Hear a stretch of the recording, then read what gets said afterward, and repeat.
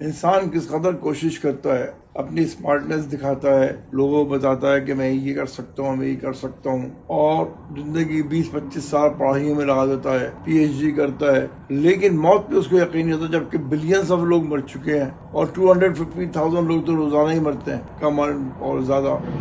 تو انسان کی اتنی بڑی بیوقوفی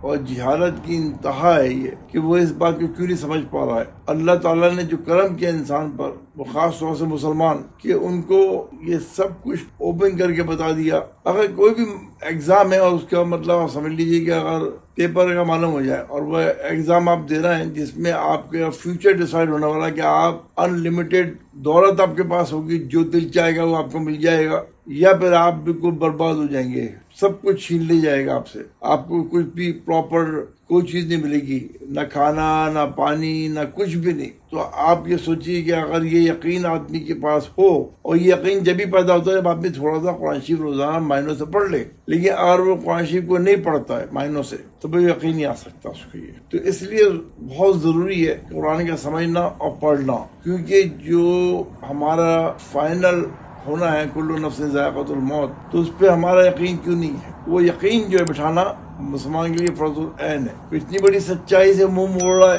اور وہ دنیا کی ہر اس چیز کے لیے جدوجہد کر رہا ہے جو اس سے چھوٹنے والی ہے۔ جدوجہد کرنا بری بات نہیں ہے، وہ چیلنج ہے لائف، لیکن اصل یہ تو سوچو، اس کو ویلیو تو دو کہ جس چیز کا آپ کو پتہ نہیں ہے اگلے سیکنڈ آپ کی سانس بند ہونے والی، اس کو آپ نے اگنور کر دیا اور اس چیز کے پیچھے بھاگ رہے ہیں جو چھوٹنے والی چیز ہے۔